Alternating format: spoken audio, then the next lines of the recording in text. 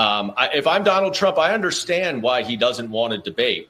Kamala Harris is he's accepted former 3. prosecutor. He said yes to September 4th, September 10th, September 17th. He said yes to a lot of them. So it's not that he's obviously afraid to debate. No. So no. He had agreed to September 10th on ABC. With Biden, who got pushed out. What's the difference? Why should he not debate whoever the candidate is on September 10th as he agreed to? What is the difference between candidate Biden and candidate Harris? He said he would do it. I'm just saying he's also agreed to other debates. You said he hasn't agreed to others. He has. It's the Kamala Harris campaign that hasn't agreed on the other side. Congresswoman, before I let you go, do you think Donald Trump shows up September 10th? No, but if he does show up, he is about to get his butt handed to him. So I'm here for it either way. He can go and cower in a corner, or he can show up and be lit on fire. Either way, I'm good. All right, guys. So we got to talk about the debate that is set to happen on September 10th, Tuesday, just 5 days away. It is coming up. It is almost time. Okay. And Kamala Harris is still boohoo, whining, and crying despite the headline here. We're going to talk about this headline because this type of gaslighting coming from the Democrats is really pissing me off, right? We're going to talk a little bit more about that. But Kamala Harris is boohoo, whining, and crying because ABC has once again rejected her attempt to rig the debate more in her favor, okay? She wanted notes, okay, so she wouldn't forget what her handlers told her to say. She wanted to be sitting down so that she didn't look weak and frail next to Trump, okay? And she also wants hot mics, okay? She wants live mics so that she can get the whole, excuse me, I'm speaking fake strong black woman moment that she really wants to get. And ABC says, no, we're going to stick with the original rules, the CNN rules, except there's this small thing about how apparently her campaign, because they are bitching so much about this, they're getting some small assurances that maybe, just maybe, we might allow you to get that moment that you're looking for, Kamala, because you're boohoo, whining, and crying so much. Take a look. Obviously, he's also thinking about the debate, which is going to take place just in about a week. It's going to be on September the 10th. And Kamala Harris is heading to Pittsburgh to so-called debate camp where she's going to be hunkered down. It's going to be televised by ABC and then simulcast as well. And we had heard that she was trying to make sure that all the mics were open. Yes. Ultimately, they decided both sides the mics would be muted. So these are the ground rules, essentially. The microphones will be muted except when the candidate who's speaking is speaking, and immediately then it goes off. No live audience to cheer for either side. There will be a pen, paper, and a bottle of water at the lectern. You can't take notes. There will be 2-minute answers to pre-written questions. notes, but you can take notes on the fly. Yeah, sure, but you can't take any in. 2-minute rebuttals and a 1-minute extra minute for follow-ups, clarifications, or responses. So pretty much what we have seen in the past. So Politico was reporting, because we know Kamala wanted the open mics. They're reporting that her debate team has been an upheaval because they haven't gotten that. Karen Dunn, who's in charge of debate prep, is being described as morose because she wants to have this Kavanaugh-like moment where she's prosecuting the case. She did it to Mike Pence. Let me speak. But there may be some nuance to the rules. Yes, I'm speaking. MJ Lee of CNN says this. There have been some assurances offered to the Harris campaign about how the network would handle any moments of significant crosstalk. So the mics are muted, but who's the muter? Who's doing the muting? Because that guy's got a lot of power if he is giving assurances about crosstalk. It could be a woman. Could be a woman. Oh, I guess I'm listen, biased. Women can shut you down, too. They can. I would say a couple of things. I remember last time that they did bring up the mic sometime in crosstalk. You'd hear a couple of words from the other candidate, and then the mic would go up. So there'll be that moment, I'm sure, of unscriptedness. The other thing was it's going to be, if we can put up those rules one more time, the ABC debate, where I think it's going to be key for the follow-ups. It's going to be the 2-minute rebuttal and extra clarification. One thing about Dana Bash and Jake Tapper, they laid out on the clarification. So I'm wondering if ABC is going to come in and say, Mr. President, Miss Vice President, Mr. President, I think you're wrong here, or that's not exactly how it went. That's when you're going to find out about the moderators. Yeah, if they're going to do that, because neither one of those anchors did last time. Well, so you've seen that, you heard that. Okay, so I don't know exactly what these assurances are that ABC gave to Kamala Harris about the mics sometimes being live, right? But I really don't like that, right? I really don't like the fact that ABC publicly is coming out and not capitulating to Kamala Harris, saying we're going to stick to the original rules that Kamala Harris insisted on initially, okay? And they're saying, well, we're going to give Kamala some assurances that maybe you will be able to get that moment that you're looking for. So again, just more signs that the debate is going to be rigged more than it already is, okay? So I want to actually read this article here from MSNBC because I showed you guys the title here, okay? Trump gets his way ahead of debate with Harris, but whines anyways. Now, what's funny about this is the framing here from the mainstream liberal media and Kamala's campaign, because this type of framing, I think, is a representation of the gaslighting that has constantly come from the mainstream liberal media and Kamala Harris when it comes to everything. And it shows you how fake Kamala Harris's campaign is and how her campaign really is a paper tiger, right? She is weak. They know she's weak.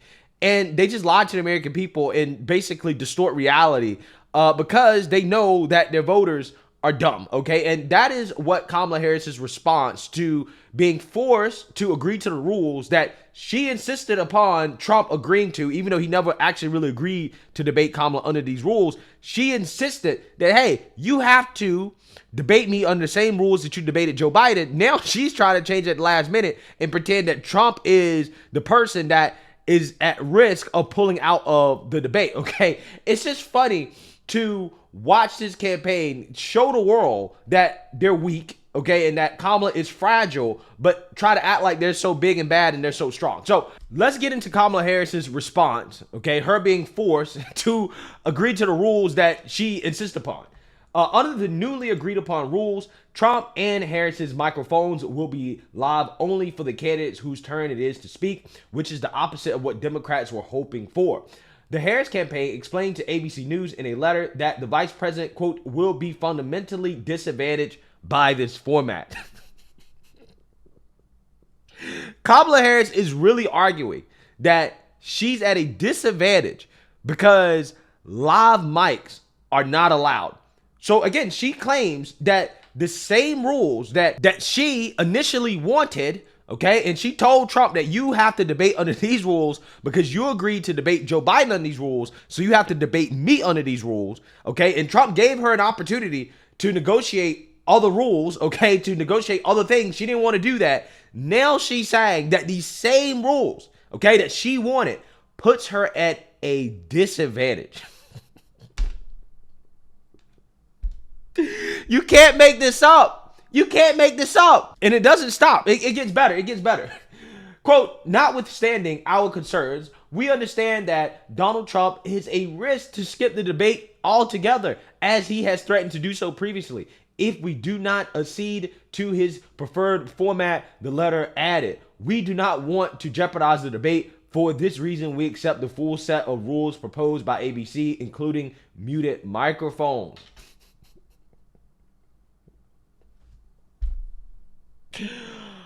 Wow. Again, this is just so funny to me. This is so hilarious to me because this only works on stupid people, right? You cannot be an objective observer and come away from this whole situation thinking that, oh, well, it's Trump. He's the one that actually wants to run away from the debate. He's the one that doesn't want to debate. No, Kamala is making it clear that she doesn't want to debate, that she is weak because she's the only person that was not agreeing to the debate, right? She's the only person that is still complaining about the rules, right? She's still complaining. Trump and ABC had already agreed that, yeah, this is what we're going to do. She's the only one still complaining, but she's claiming that Trump is the one that is a risk of pulling out when Trump is the one that proposed 3 debates. He proposed 3 debates. Kamala Harris decided to skip the Fox News debate, right? She didn't show up, no show, okay? And she won't even commit to an NBC or CBS debate or CNN debate. She won't commit to any debate except this debate. But yet, Trump is the one that's at risk of pulling out of the debate. and that she's at a fundamental disadvantage. Although she has home field advantage, okay, ABC News, okay, not exactly a conservative outlet, not a neutral outlet, a liberal outlet. Also, on top of that, again, these are the rules that she claimed that Trump was scared to debate under because Trump gave her the opportunity to renegotiate, right? He said, listen, let's negotiate new rules. She said, no, right? You have to debate under these rules or else you're scared. Now, all of a sudden, she wants to change those same rules that she told Trump that he had to agree to. Kamala Harris is not built like that, right? She's showing us every single day how fragile and weak she actually is, okay? So she has home field advantage, and she is the person that claims that she knows Trump's type, right? That she's a prosecutor, that she can make the case against Trump. And if that's the case, this debate, live mics or no mics, should be easy work for her, right? Should be easy work for her, okay? Her campaign continuing to bitch and whine and cry about the debate format that they originally wanted is a strong sign that the pressure is really on Kamala Harris to show up at that debate and to perform, right? She's the same candidate that said, say it to my face. Say it to my face. Now she's trying to take the pressure off herself by claiming that, well, we're at a disadvantage in this debate, right? We're at a disadvantage in this format. Really? Really, Kamala? You're at a disadvantage because you have to debate under the same rules that Joe Biden had to debate under, right? These rules were set up to help Joe Biden. So what Kamala is telling us, without actually really telling us, without saying it directly, is that, well, she's worse than Joe Biden, right? She needs more help, more rigging than Joe Biden needed at his CNN debate, right? It's amazing how that works because they're trying to frame Trump as the weak person, okay? The person that is going to get his butt kicked during the debate, and Kamala is so great. But yeah, at the same time, Kamala is obsessed with trying to rig the debate in her favor even more, right? She's telling us that she's worse than Joe Biden, okay? That's what she's telling us. So if she was really built like that, then why is it that she continues to boo-hoo, whine, and cry about these debate rules? Because under these debate rules, she should be fine if she is the person that she's trying to sell herself as, right? Which is this strong black woman prosecutor, okay, who can make the case against Trump. Again, she knows Trump's type, right? So this should be easy work for her. Kamala Harris should go into this debate and she should dominate Trump. She should absolutely destroy Trump, right? She should, based off the things that she's saying. But we all know that's not going to happen, right? We all know that Kamala Harris is scared to death because these are the actions of somebody that is afraid, okay? Kamala Harris is afraid, and she knows that the pressure is on for her to perform. She cannot walk out of this debate and the debate is a draw. She cannot do that. Okay, that will be an L for her. That might end her campaign. Low-key, anything less than a decisive victory for Kamala Harris, I think that's going to take her campaign. I really do. But it's the same argument that Stephen A. Smith was making, right? In the sense that you are the one that told us that you know his type. You're a prosecutor. You're the most qualified presidential candidate ever, right? But see, here's the problem. Kamala Harris has been faking it until she makes it her whole life, which is what her campaign is all about, right? People wonder why is Kamala's campaign so fake? Well, it's because this is what she's done her whole life, okay? Her whole life is built off a fake identity, right?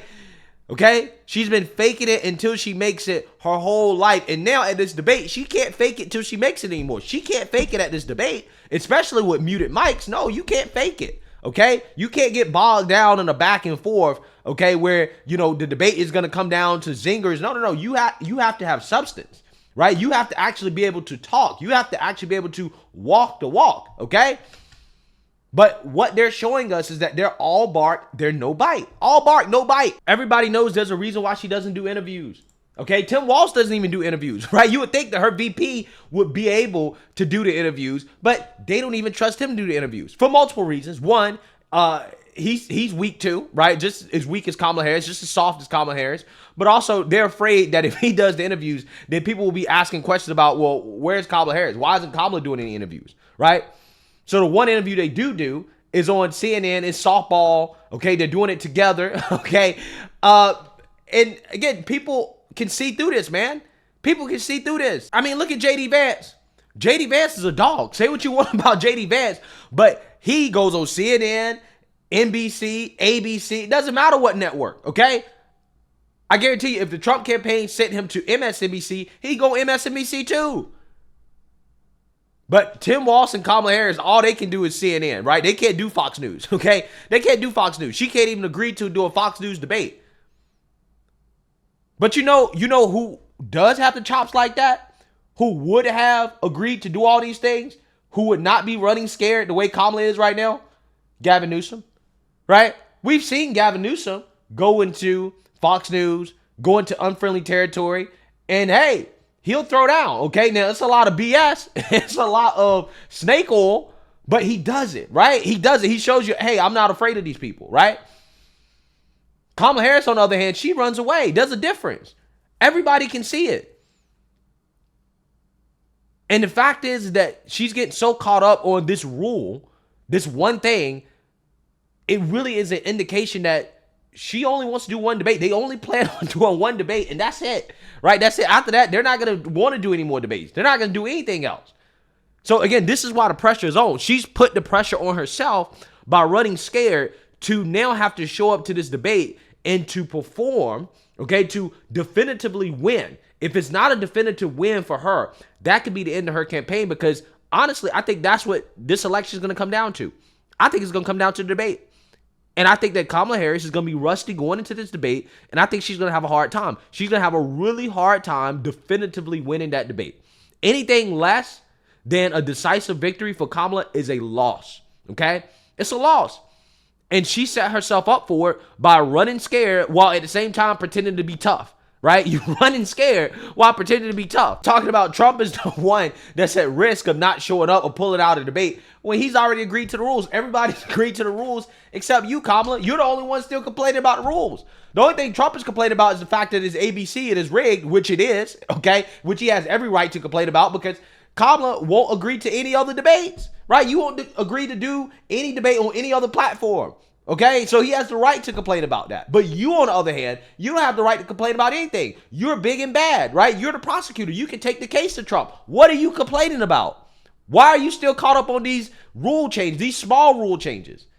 That, hey, in future debates, if you really wanted to do future debates, you can just negotiate new rules. She's putting all her eggs in one basket in this one debate because she doesn't want to do any more debates, okay? Her whole campaign is a paper tiger. Just like her whole career is fake it till you make it. And Democrats, they just feel okay to play in our faces when it comes to this type of stuff, okay? And this type of gaslighting is just proof and evidence that they believe, or they know, it's not even a belief at this point, they know that their base is dumb. Because only a dumb person could fall for this nonsense from the Kamala campaign, claiming that she's now at a disadvantage because she has to agree to rules that she insisted upon in the first place. Again, it blows my mind that they feel they can get away with this type of stuff. But again, they do this because they know that their base is dumb. So let me know what you guys think. Make sure you like, comment, and subscribe. Most importantly, share a Black conservative perspective. Peace.